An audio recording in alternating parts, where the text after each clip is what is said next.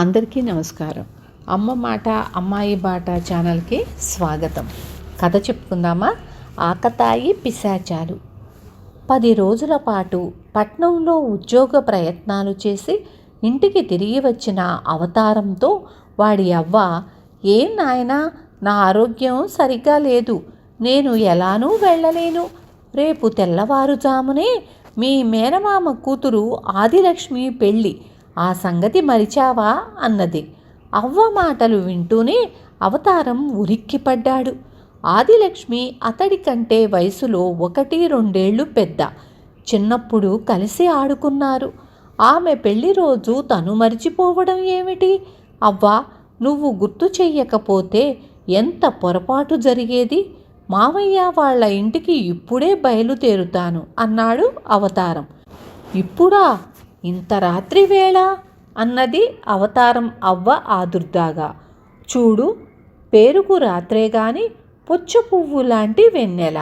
అలా కావలి గట్టున పట్టుకున్నానంటే 2 గంటల్లో మామయ్య ఇంట్లో ఉంటాను అంటూ అవతారం బయలుదేరాడు. వాడు కాలవగట్టు మీద చకచకా నడుస్తూ త్వరలో మేనమామ ఊరును సమీపించాడు. అక్కడ అవతారం కాలవగట్టు దిగి ఒక తాటితోపులో ఉన్న కాలిబాట వెంట ఊరు చేరాలి. అవతారం తాటితోపులో ప్రవేశించి కొద్ది దూరం నడిచాడో లేదో హఠాత్తుగా ఒక చెట్టు వెనక నుంచి 2 ఆడపిశాచాలు ముందుకు వచ్చి వాడి దారిని అడ్డగించాయి. అవతారం నిలువెల్లా వణికిపోసాగాడు. అప్పుడు పిశాచాల్లో ఒకటి, నీ అవతారం చూస్తే ఎవరైనా ధైర్యవంతుడు అనుకుంటారు, ఎందుకలా బాణం దెబ్బతిన్న కొంగలా రెపరెపలాడిపోతావు, ఎక్కడికి నీ ప్రయాణం అని అడిగింది. ఆదిలక్ష్మి పెళ్ళికి అన్నాడు అవతారం ఇంకా వణుకుతూనే. ఆ మాటలు వింటూనే పిశాచాలు ముఖముఖాలు చూసుకొని కేరింతలు కొడుతూ, చూడు, ఆదిలక్ష్మి పెళ్ళో అనంతలక్ష్మి పెళ్ళో ఏదైనా మాకొకటే, మేము వస్తాం అన్నయ్యి. అప్పటికి అవతారం కాస్త స్థిమితపడి, సంగతి తెలిసాక మామయ్య నా చర్మం ఒలిచేస్తాడు, పెళ్ళికి పిశాచాలను వెంటబెట్టుకుపోవడమా అన్నాడు. వెంటబెట్టుకుపోకపోతే ఇప్పుడే చర్మం ఒలిచేస్తాం, మరేమంటావిప్పుడు అని అడిగాయి పిశాచాలు.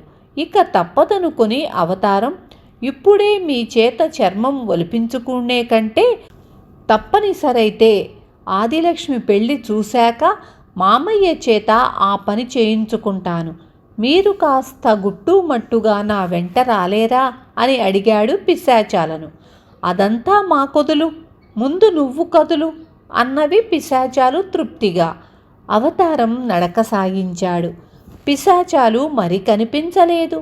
అయితే వాడు మేనమామ ఇంటిని సమీపిస్తుండగా పిశాచాలు 2 ముందే పెళ్లి పందిరిని సమీపించి మెడ నిండా నగలతో పట్టు చీరలతో ఇంట ప్రవేశించాయి.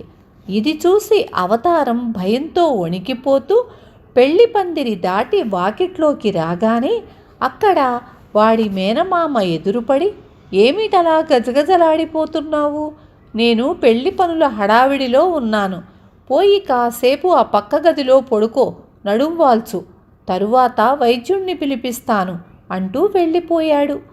అవతారం గదిలోకి పోయి ఒక మూలగా చాపం మీద మునగదీసుకొని పడుకున్నాడు. ఈ లోపల పిశాచాలు 2 తమ ఇష్టానుసారం అల్లరి పనులు ప్రారంభించాయి.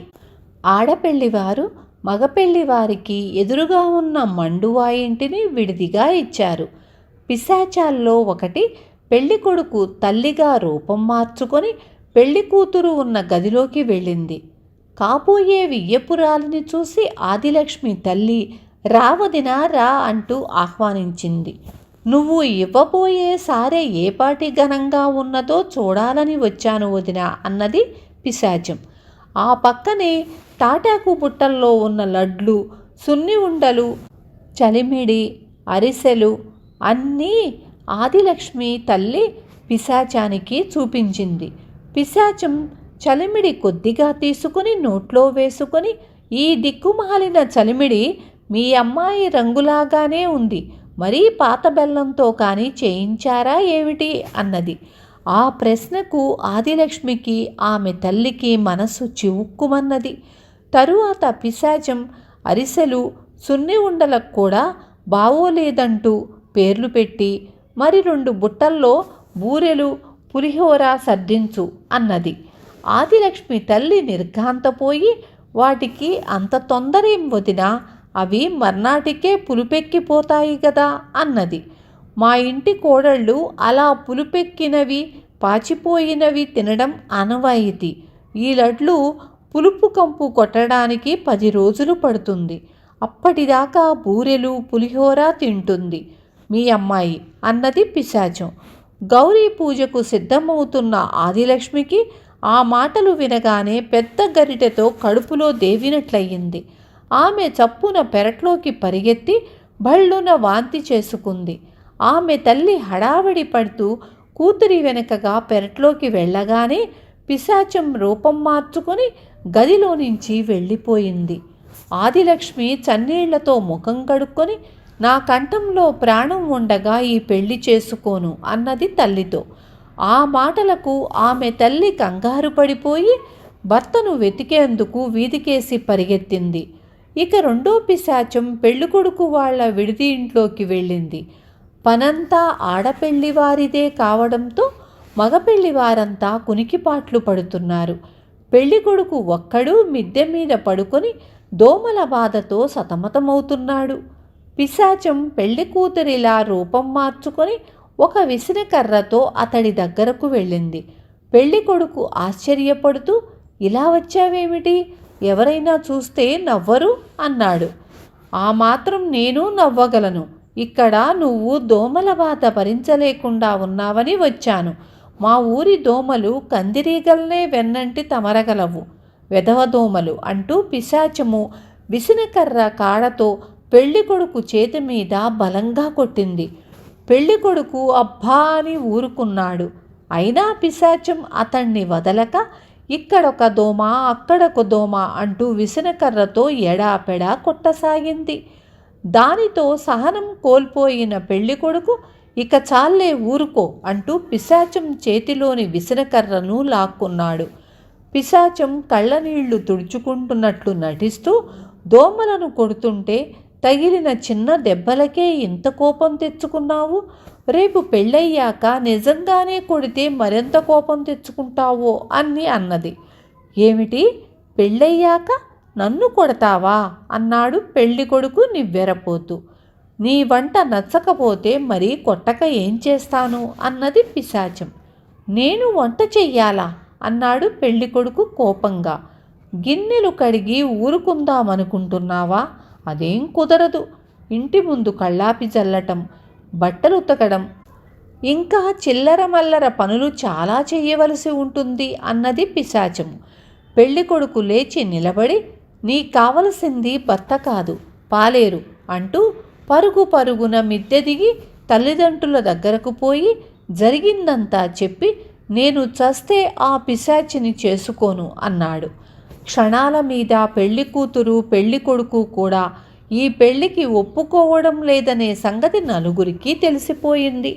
అటూ ఇటూ వచ్చిన బంధువులు ఇదేమైనా బొమ్మలాట అనుకుంటున్నారా, ఎందుకు చేసుకోరో చెప్పండి అని 2 పక్షాల వాళ్లను నిలదీసి అడిగారు. పెళ్ళికొడుకు తల్లి పరమగయ్యాళి. ఇంతకు కొంచెం సేపు ముందు వచ్చి నానా మాటలు అన్నారు ఆడపెళ్లివారు. భోజనాలు చేశాక ఆడపెళ్లివారింటికి నేనెప్పుడు వెళ్ళాను అంటూ పెళ్ళికొడుకు తల్లి నిర్ఘాంతపోయింది. పెళ్లి కూతురు లంకిణి పెళ్ళయ్యాక మొగుడు చేత అడ్డమైన చాకిరీ చేయిస్తానని ఇప్పుడే చెప్పి వెళ్ళింది అన్నారు మగపెళ్లివారు. ఆ మాటలకు ఆదిలక్ష్మి ఆశ్చర్యపోయింది. ఆడ మగ పెళ్లి వాళ్లకు ఒకరు చెప్పేది ఒకరికి అర్థం కాక గొడవ పడసాగారు. పిశాచాలు తాము ఆడిన నాటకం బాగా రక్తి కట్టిందంటూ నవ్వుకోసాగాయి. ఇలా కొంతసేపు జరిగాక విసిగిపోయిన ఆదిలక్ష్మి తండ్రికి అవతారం గుర్తుకు వచ్చాడు. ఆయన అవతారం ఉన్న గదిలోకి వచ్చి వాడి ఒళ్ళంతా ముచ్చెమటలు పోసి ఉండటం గమనించి, ఎవరైనా వెళ్ళి ఆంజనేయుల్ని తీసుకురండి అంటూ పెద్దగా కేక పెట్టాడు. ఆంజనేయులు ఆ ఊళ్ళో పేరు మోసిన వైద్యుడు. ఆంజనేయులు అన్న మాట వింటూనే మెడ బరువు నగలతో పట్టుచీరలతో దగదగా మెరిసిపోతున్న పిశాచాలు రెండు కెవ్వుమని అరిచి నల్లపిల్లుల్లాగా మారి చీకట్లోకి పారిపోయాయి. అది చూసి పెళ్లివారిలో కొందరు ఆశ్చర్యపోయారు, మరికొందరు పొట్ట చెక్కలయ్యేలా నవ్వుకున్నారు. తరువాత అవతారం ద్వారా అందరికీ జరిగిందేమిటో తెలిసింది. ఇంత గొడవకు ఆకతాయి పిశాచాలు ఆడిన నాటకం కారణం అని అందరూ గ్రహించారు. అనుకున్న ముహూర్తానికి ఆదిలక్ష్మి పెళ్ళి హాయిగా జరిగిపోయింది.